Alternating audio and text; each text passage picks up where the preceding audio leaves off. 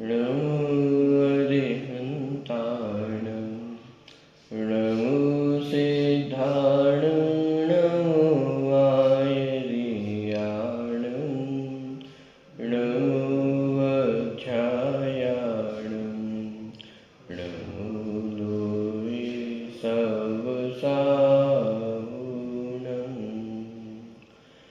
मंगलम भगवान वीरो मंगलम गौतमोगणी मंगलम कुंदकुंदादो जैन धर्मोस्तु मंगलम सर्वमंगल मांगल्यम सर्वकल्याणकारकं प्रधानं सर्वधर्माणां जैनं जयतु शासनम्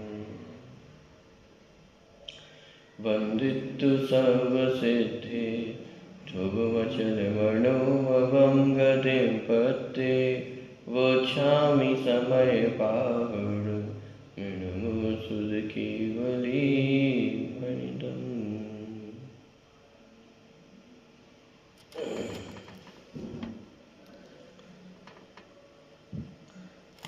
16, 17, 18 और 19 इन कलशों की चर्चा कल अपन ने की थी।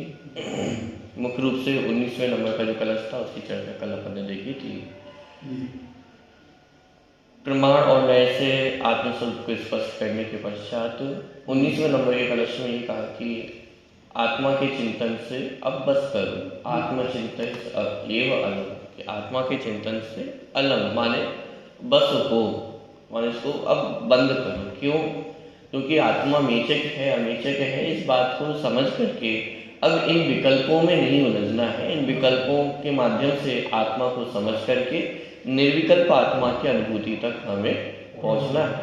तो इसलिए इन विकल्पों में उलझना नहीं है। इस प्रकार की चर्चा 19वें नंबर के कलश में की थी। एक बार 19वें नंबर का कलश और उसका जो हिंदी हरि गीत है उसका पाठ पाठन करते हैं। पृष्ठ क्रमांक 219 पे। आत्मनश्चिन्तयैवालं मेचकामेचकत्वयो दर्शन ज्ञान चारित्रयी साध्य सिद्धि न चान्यथा। मेचक आत्मा के चिंतवन से लाभ क्या, तुम्हें से साध्य क्या हो, साध्य सिद्धि एक बस सद्ज्ञान दर्शन चरण से, पथ अन्य कोई है नहीं जिससे बचे संसार। आत्मनः चिंतय एव अलम, कि आत्मा के चिंतन से अलम माने बस हो। जैसे अलम शब्द का प्रयोग होता है बस के अर्थ में, कि जैसे अलम अति विस्तरेण ऐसा कहा जाता है कि अलम अति विस्तरेण माने अति विस्तार से, अलम माने बस हो माने बहुत ज्यादा विस्तार करने की आवश्यकता नहीं है। ऐसे यहाँ पे कहा जा रहा है आत्मनः चिंतयैव अलम, कि आत्मा के चिंतन से अब बस हो। यहाँ मुख्य रूप से आत्मा के चिंतन से बस होने की बात नहीं चल रही है। आगे जो शब्द आया मेचका अमेचकत्वयो, कि आत्मा मेचक है कि अमेचक है, इस प्रकार के चिंतन से अब बस हो। क्योंकि जब इस प्रकार के चिंतन से बस होंगे तब जाकर के मैं एक ज्ञान दर्शन स्वभावी भगवान आत्मा एक गायक भाव आत्मा हूँ, इस प्रकार के विकल्प उत्पन्न होंगे और फिर उन विकल्पों से भी बस होकर के निर्विकल्प आत्मानुभूति तक पहुंचेंगे। तो यहाँ तो मुख्य रूप से आत्मा के संदर्भ में मेचक अमेचक रूप जो विकल्प उत्पन्न हो रहे हैं उन विकल्पों से बस होने की बात है कि उन विकल्पों में बहुत अधिक उलझने से लाभ नहीं है। तो आत्मनश् चिंतयैव अलम मेचका मेचकत्वयो दर्शन ज्ञान चारित्र ही साध्य सिद्धि नाचा अन्यथा, कि दर्शन ज्ञान और चारित्र से ही साध्य सिद्धि है और किसी से नहीं है। अब इसमें एक न्याय भी छुपा हुआ है अंतिम पंक्ति में, एक होता है अन्यथा अनुत्पत्ति और एक होता है तथोपत्ति। क्या है दो चीजें? अन्यथा अनुत्पत्ति, तथोपत्ति। माने क्या? अन्यथा अनुत्पत्ति, यदि ऐसा नहीं होगा तो कार्य भी नहीं होगा। अन्यथा अनुत्पत्ति, इसके नहीं होने पर कार्य भी नहीं होगा। तथोपत्ति, जिसके होने पर कार्य होता ही होता है। टोडामल जी ने भी इसको अनेक प्रकार के कारण कहे कि एक कार्य के होने में अनेक कारण होते हैं। कुछ कारण तो ऐसे होते हैं कि जिनके होने पर भी कार्य हो जाता है और जिनके नहीं होने पर भी कार्य हो सकता है। कुछ कारण ऐसे होते हैं कि जिनके होने पर तो कार्य होगा, जिनके नहीं होने पर कार्य नहीं होगा। कुछ कारण ऐसे होते हैं कि जिनके नहीं होने पर तो कार्य नहीं होगा और होने पर कार्य होगा ही होगा। अरे अलग अलग प्रकार के कारण होते हैं। तो इसमें अन्यथा अनुत्पत्ति और तथोपत्ति, जैसे नग्न दशा है मोक्ष मार्ग में, माने मोक्ष की प्राप्ति करने के लिए नग्नत्व ये कैसा कारण है? नहीं, यदि नग्नत्व नहीं होगी तो मोक्ष हो सकता है क्या? जिनवाणी में तो बहुत स्पष्ट शब्दों में कहा, नग्गो ही मोक्ष मग्गो, नग्नत्व ही मोक्ष मार्ग है। माने नग्नता के बिना तो मोक्ष प्राप्ति संभव नहीं है। तो अन्यथा अनुत्पत्ति हो गई, माने यदि नग्नता नहीं होगी तो मोक्ष मार्ग भी, मोक्ष की प्राप्ति भी नहीं होगी। अन्यथा अनुत्पत्ति तो है, लेकिन तथोपत्ति है क्या? तथोपत्ति माने जिसके होने पर कार्य हो ही हो। नग्नता के नहीं होने पर मोक्ष नहीं होगा ये बात तो ठीक है, लेकिन नग्नता होने पर मोक्ष हो ही जाए ये तो नियम नहीं है। अनादिकाल से हमने भी कितनी बार मुनि दीक्षा धारण की होगी, द्रवलिंगी मुनिराज हुए, लेकिन मात्र बाह्य नग्नता से मोक्ष मार्ग का नियम नहीं। अन्यथा अनुत्पत्ति तो है कि जिसके बिना जो कार्य नहीं होगा, बाह्य में नग्नता धारण किए बिना भी मोक्ष की प्राप्ति संभव नहीं। मात्र अंदर की अंतरंग निर्ग्रंथता की बात ही नहीं है, वो तो आवश्यक है ही, लेकिन बाह्य निर्ग्रंथता के बिना भी मोक्ष मार्ग संभव नहीं है। लेकिन बाह्य निर्ग्रंथता हो और मोक्ष हो ही जाए, तथोपत्ति नहीं है। इसका मतलब ये वास्तविक कारण नहीं है। क्या समझना? वास्तविक कारण उसे कहा जाएगा जिसमें अन्यथा अनुत्पत्ति भी हो और तथोपत्ति भी हो। पॉइंट पकड़ में आ रहा है?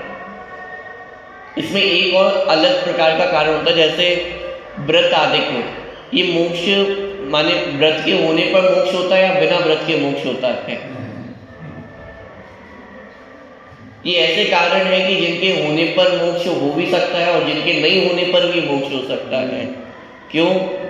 क्योंकि जैसे कोई मुनिराज हो, जैसे भरत चक्रवर्ती हैं, उन्होंने तो दीक्षा धारण की और अंतर मुहूर्त में ही उन्होंने केवल ज्ञान प्रकट कर लिया।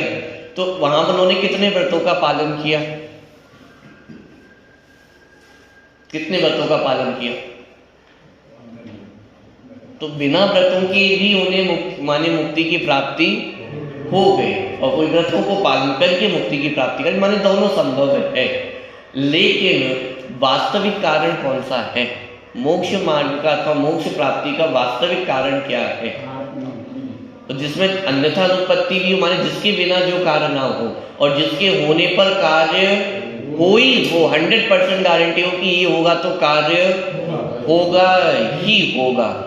तो जिसमें अन्यथा अनुत्पत्ति भी हो और तथोपत्ति भी हो, उसे वास्तविक कारण कहा जा सकता है।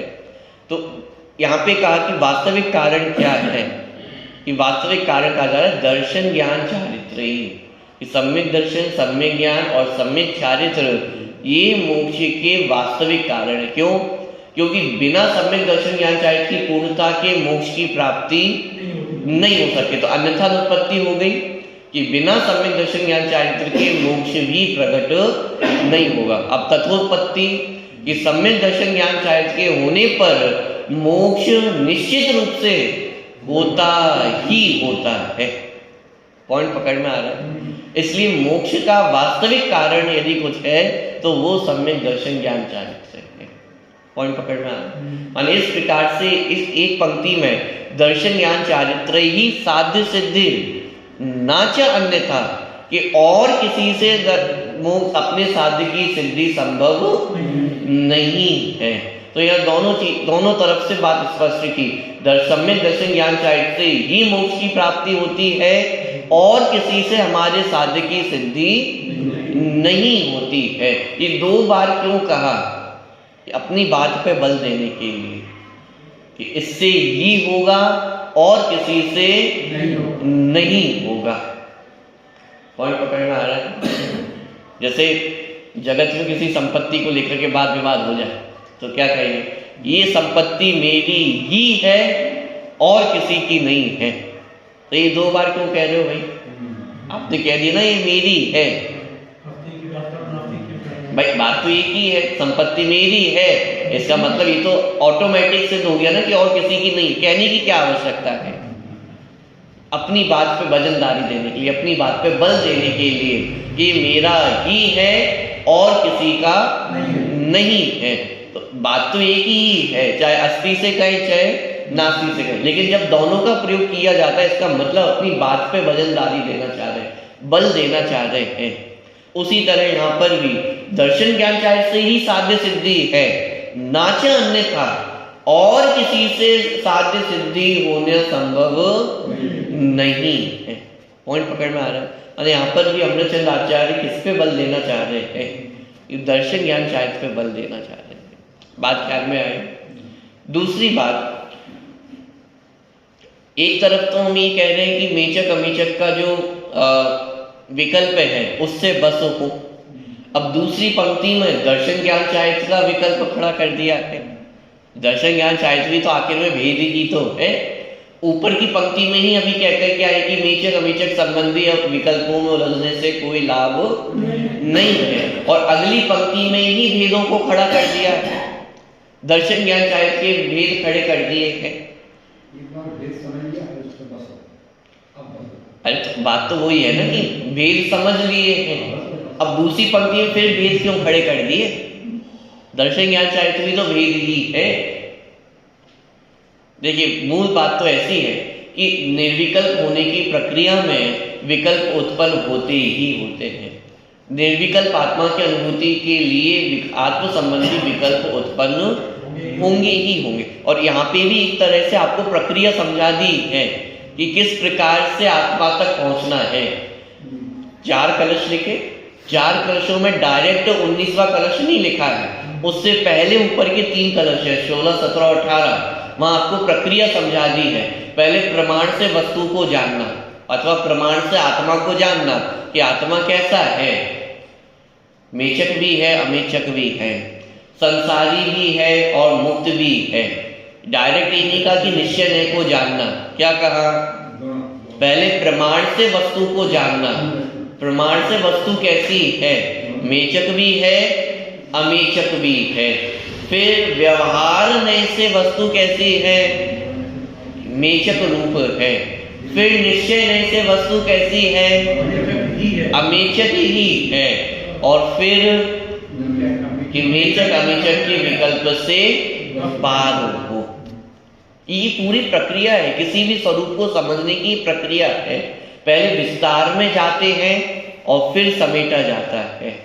पहले संक्षिप्त में समझते हैं, फिर विस्तार में जाते हैं और फिर समेट करके वापस निष्कर्ष पे आते हैं।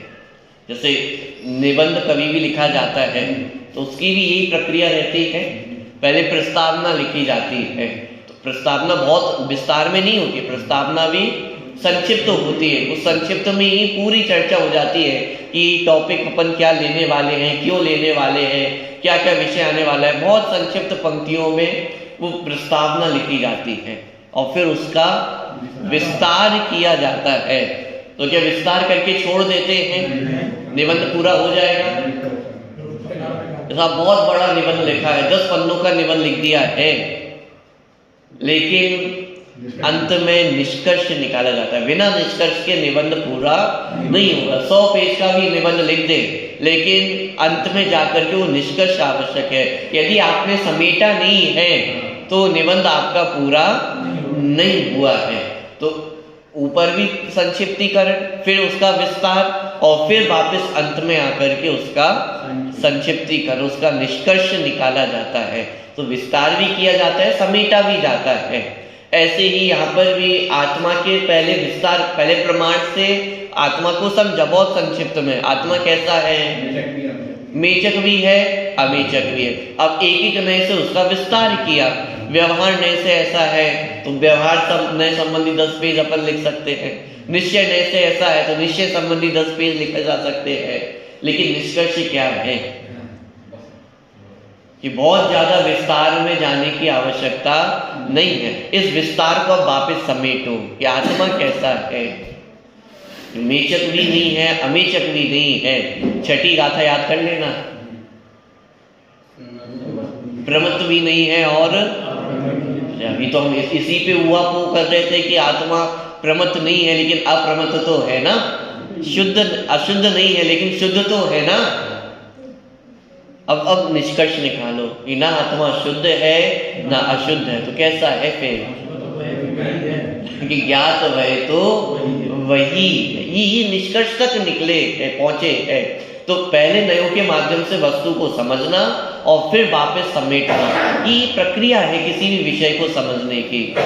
जगत में भी हम देखते हैं किसी भी विषय को यदि समझना हो तो उसके विस्तार में जाते हैं और फिर उसको संक्षिप्तीकरण करते हैं। जब कोई बात हमें समझ में नहीं आती है तो हम कहते हैं कि नहीं कहते कि थोड़ा विस्तार में समझाओ, थोड़ा खुलासा करो, थोड़ा उदाहरण देकर के समझाओ। और फिर जब बहुत अधिक विस्तार में चले जाएं, आप तो निष्कर्ष बता दो कहना क्या चाहते हो। तो ये तो प्रक्रिया ही है समझने की। समझने समझाने की प्रक्रिया में विस्तार भी आवश्यक है और उसका निष्कर्ष भी आवश्यक है। अकेला विस्तार करते चले जाए तो भी काम नहीं होगा, और बिल्कुल संक्षिप्त में यदि बात करते रहे तो भी काम नहीं होने वाला। ये प्रक्रिया है, पहले विस्तार किया जाता है और फिर समेटा जाता है। जब किसी वस्तु को साफ करना हो उसकी प्रक्रिया क्या होती है? आपको बर्तन धोने हो तो क्या किया जाता है? पहले साबुन लगानी पड़ती है, उसमें साबुन लगाई जाती है और फिर हो गया काम साबुन लगाने से। अरे तो जब साबुन को ही धोना था तो साबुन लगाई क्यों? इतनी बर्बादी तो हो गई, साबुन अच्छी रखी रहती। अब ऐसे लगाओगे धोगे तो साबुन तो खत्म हो जाएगी, फिर दूसरी लानी पड़ेगी, इतनी बर्बादी। अरे भाई ये बर्बादी नहीं है, ये बर्तनों को धोने की प्रक्रिया है।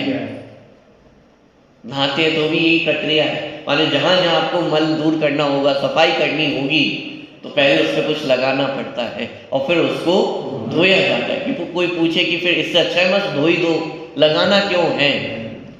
भाई लगाना भी उतना आवश्यक है, साबुन लगाना भी आवश्यक है, साबुन को छुटाना भी आवश्यक है। ये पूरी प्रक्रिया है। यदि इस प्रक्रिया में एक स्टेप भी यदि छोड़ दिया तो बर्तन साफ होने वाले नहीं है। उसी तरह आत्मा को समझना है और आत्मा को समझ करके जितनी हमारी अशुद्धता है उसको धोना है। तो ये पूरी प्रक्रिया है। आत्मा को समझने के लिए विस्तार भी किया जाएगा और फिर विस्तार में से निष्कर्ष भी निकाला जाएगा, एक निर्विकल्प आत्मा तक भी पहुंचा जाएगा। निर्विकल्प आत्मा की अनुभूति बिना विकल्पों के नहीं, बिना आत्मा के विकल्पों के नहीं होगी। इसलिए विकल्पों की आवश्यकता भी है। बिना विकल्पों के आत्मा समझ में ही नहीं आएगा। लेकिन यदि विकल्पों में ही अटक गए तो भी काम नहीं होने वाला है। ये दोनों ही चीजों की आवश्यकता है। कब किसका कितना प्रयोग करना ये समझने वाली बातें हैं। इसलिए जब इस कलश का अर्थ भी किया अनुशीलन में, तब डायरेक्ट विकल्पों का निषेध नहीं किया है। देखिए कहाँ है इसका अर्थ, ये अगले पृष्ठ पे।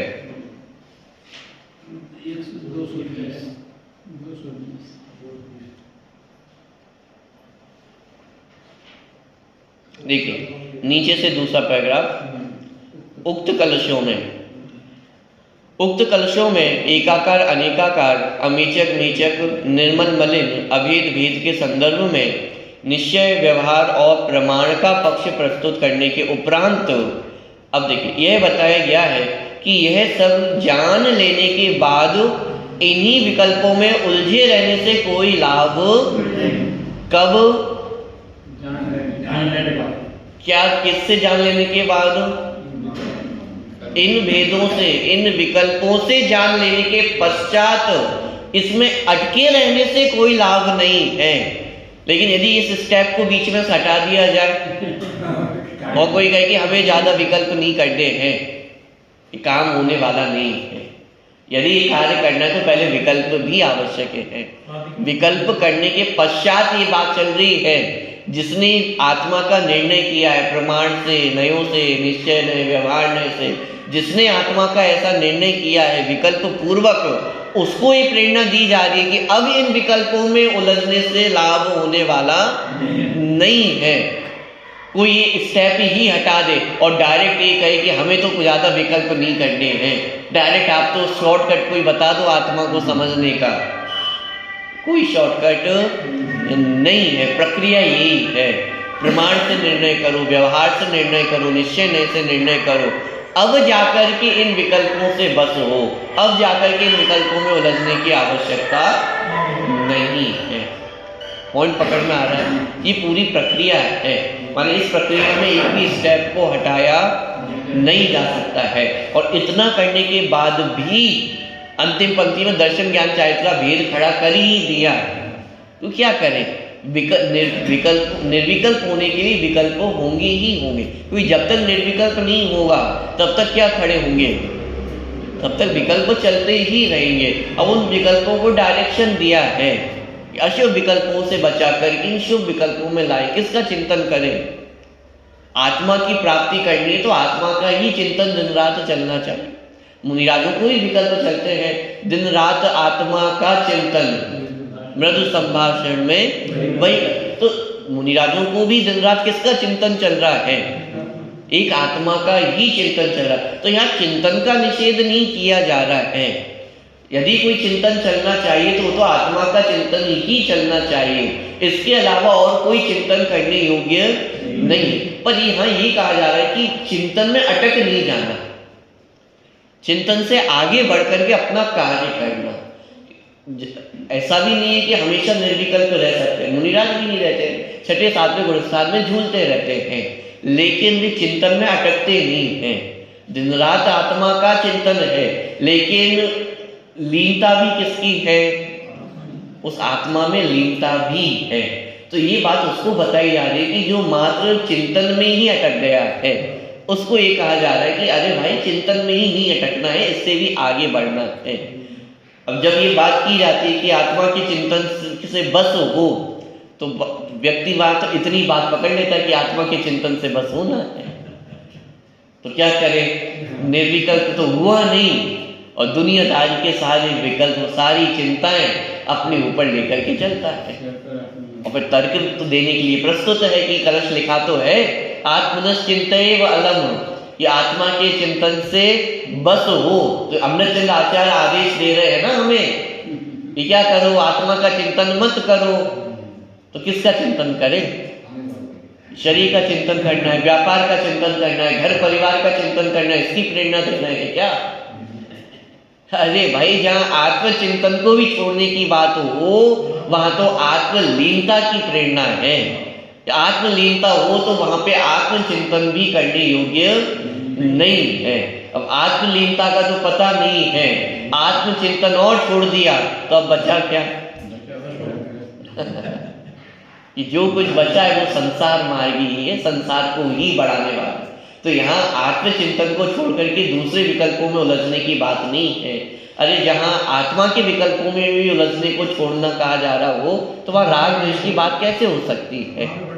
वहाँ राग द्वेष के विकल्प तो बहुत पीछे छूट आए हैं। राग द्वेष के विकल्पों में उलझने की बात नहीं है, यहाँ तो निर्विकल्प होने की बात है। निर्विकल्प होने की प्रेरणा यहाँ पे दी जा रही है। ठीक है, चलिए, बहुत चर्चा कल अपन ने इसकी की थी, आज भी अपन ने थोड़ी चर्चा कल संबंधी की है। अब जो बनारसी दास जी द्वारा छंद यहाँ पे लिखे गए हैं उसकी चर्चा पर करते हैं। उक्त भाव को नाटक समय सार में कविवर पंडित बनारसी दास जी इस प्रकार व्यक्त करते हैं। दो चार यहाँ पे भी अलग अलग छंद हैं, एक कवित्त तेईसा है और बाकी के सब दोहे हैं। इनका स्वरूप समझते पहले कवित्त तेईसा जो है उसको अपन देखें। दर्शन ज्ञान चरण त्रिगुणात्म समल रूप कहिए व्यवहार, निश्चय दृष्टि एक रस चेतन वेद रहित अविचल अविकार, सम्यक दशा निर्मल समल एक ही बात, यह समिकाल जीव की पर्ण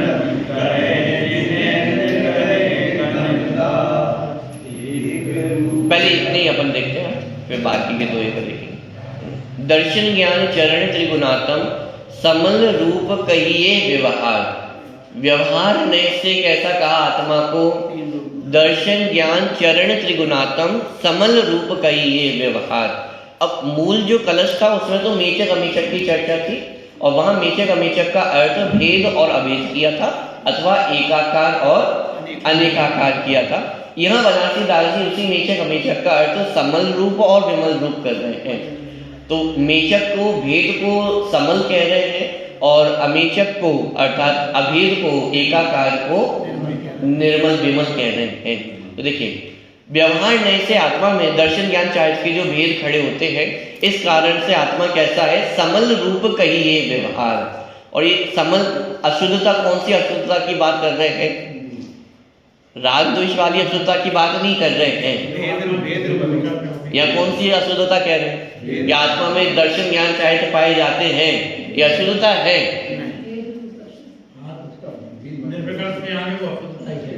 सातवीं गाथा में इसकी अपन बहुत चर्चा करके आ चुके हैं। वहां पे भी दर्शन ज्ञान चारित्र का जो भेद है उसे अशुद्धता कहा था, लेकिन वो अशुद्धता क्यों कहा था उसकी चर्चा पर बहुत विस्तार में पढ़ के आए, इसलिए मैं रिपीट नहीं करूंगा। यदि जिज्ञासा हो तो वापस जाकर के थोड़ा सा वहां पे रिवीजन करके देखना तो वो पूरी चर्चा अपने को क्लियर होगी। मूल रूप से यहाँ पे भेद करने को अशुद्धता कहा जा रहा है और अभेद को शुद्धता कहा जा रहा है। क्यों? क्योंकि भेद करने पर निर्विकल्प आत्मा की अनुभूति नहीं होती है। तो आत्मानुभूति नहीं होना यही अशुद्धता है और आत्मानुभूति होना यही शुद्धता है। तो आत्मा की अनुभूति नहीं है तो कहाँ नहीं है कि राग द्वेष के काल में तो आत्मा की अनुभूति होगी ही नहीं, लेकिन आत्म संबंधी भेद माने चिंतन विकल्प होने पर भी आत्मा की अनुभूति नहीं होती। इसलिए उस दशा को भी क्या कहा जा रहा है? अशुद्ध दशा कहा जा रहा है। इसलिए यहाँ पे कहा समल रूप, क्या व्यवहार से उसे आत्मा को समल माने अशुद्ध रूप दशा कहना, और उसमें दर्शन ज्ञान चरण की बात चल रही है। तो फिर आप एक बात बताइए, आप दर्शन ज्ञान चारित्र को अशुद्ध कह रहे हो तो फिर राग द्वेष करने की नहीं करें? दर्शन ज्ञान चारित्र को अशुद्ध कह रहे हैं ना, इसको समल रूप कह रहे हैं, तो फिर राग द्वेष निर्मल हो गए हैं क्या? वो शुद्ध हो गए हैं क्या?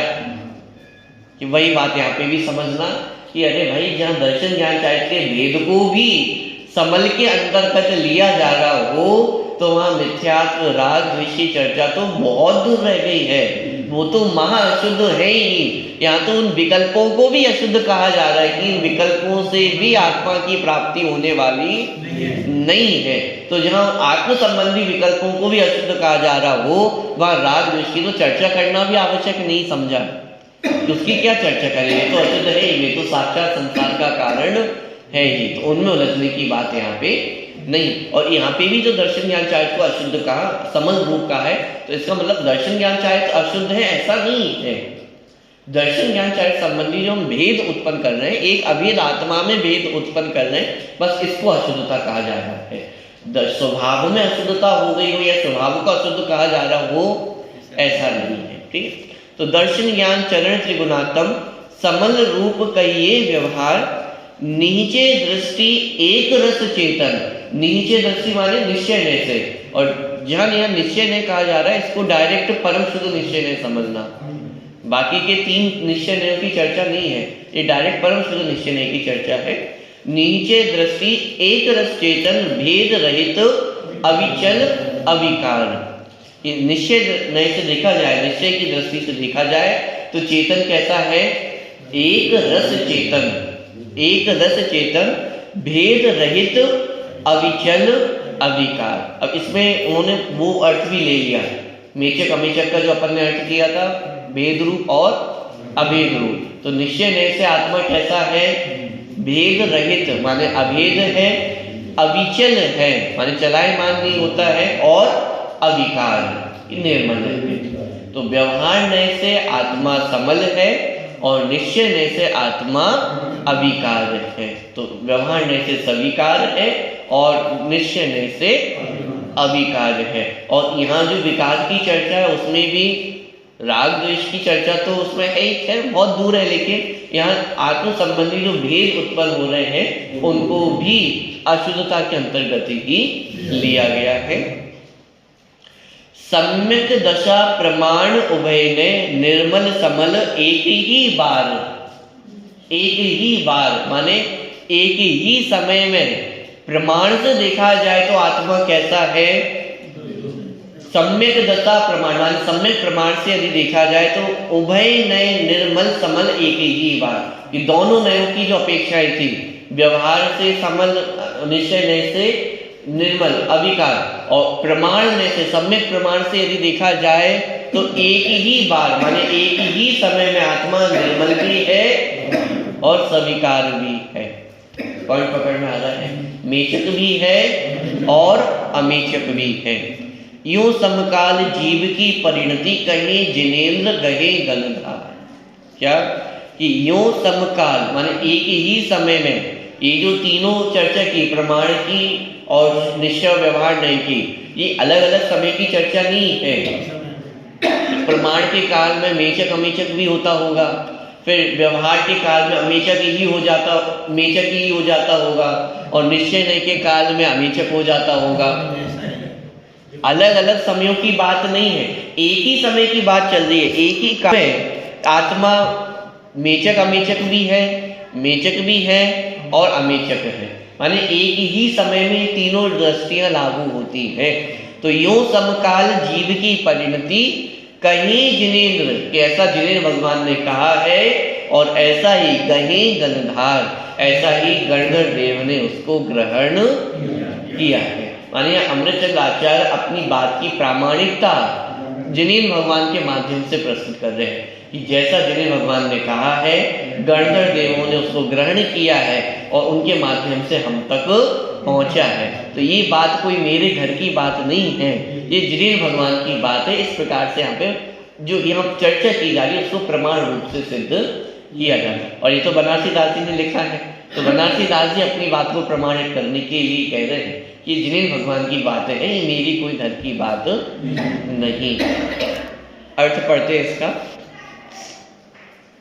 व्यवहार नय से भगवान आत्मा को दर्शन, ज्ञान और चारित्र रूप 3 गुण वाला होने के कारण व्यवहार नय से अनेकाकार, मेचक अथवा समल कहा जाता है, और निश्चय नय से वही चेतन आत्मा भेद रहित अभेद अविचल अविकारी एकाकार अमेचक या अमल कहा जाता है। प्रमाण की अपेक्षा यह भगवान आत्मा समल और अमल, एकाकार और अनेकाकार, मेचक और अमेचक एक ही साथ होता है। इस प्रकार जीव की परिणति समल और अमल एक साथ ही होती है, ऐसा जिनेन्द्र देव कहते हैं और गणधर देव ग्रहण करते हैं। ठीक है, तो ये माने कवित्व के माध्यम से जो शुरू के 3 छंद थे, 16, 17 और 18 नंबर के कलश, उन सबको एक साथ एक ही छंद में यहाँ पे बनारसी दास जी ने ले लिया है। अब जो अंतिम कलश की चर्चा है वो यहाँ पे इन 3 दोहों के माध्यम से की गई है। आज अपन मात्र इन दोहों को पढ़ते हैं, चर्चा तो फिर अब बाद में ही हो पाएगी। आज अपन मात्र इनका एक पाठ करते हैं दोहों का। आत्म दर्व ज्ञान चरण द्रगति, भेद भाव परिणाम सो व्यवहार समन व्यवहार सो पर्याय सकति अनेक तदपि नियत न एकी सोति निरंजने किए जानिए रवि रहिए किटो समन विमल न विचारिए जैसे नहीं हो। देखिए, एक रूप आत्म दर्व ज्ञान चरण द्रगतीन भेदभाव परिणाम सो व्यवहारेषु मलिन, कि व्यवहार नए से एक रूप आत्मा में दर्शन ज्ञान और चारित्र के तीन रूप भेद किए जाते हैं। एक रूप आत्म माने वास्तव में तो आत्मा कैसा है, एक रूप है, लेकिन एक रूप आत्म में भी ज्ञान चरण द्रगतीन की ज्ञान दर्शन और चारित्र इस प्रकार तीन रूप से भेदभाव परिणाम सो व्यवहारे सुमलिन, कि व्यवहार से एक रूप आत्मा में ज्ञान दर्शन चारित्र के तीन भेद किए जाते हैं। तीन प्रकार के परिणाम जीव में पाए जाते हैं, क्योंकि तीन प्रकार से परिणत होता हुआ जीव दिखाई देता है दर्शन ज्ञान चारित्र रूप से। तो ये जो तीन प्रकार के भेद रूप परिणाम दिखाई देते हैं, इस कारण से आत्मा व्यवहार में से भेद रूप कहा जाता है और ही अशुद्धता कही जा रही है। व्यवहारेषु मलिन, इसी को ही मलिनता कही जा रही है। ये जो भेद रूप दशा है इसे ही मलिनता कहा जा रहा है। यद्यपि समल व्यवहार सो पदे सकति अनेक तदपि नियत नए देखिए शुद्ध निरंजन एक। अब देखिए, यद्यपि और तदपि का प्रयोग भी, जब व्यवहार नय की चर्चा की तो निश्चय नय को भी स्थापित किया कि यद्यपि आत्मा एक रूप है तथापि तीन रूप से परिणत होता है, दर्शन ज्ञान चारित्र रूप से परिणत होता है, इसलिए व्यवहार नय से आत्मा को भेद रूप कहा गया।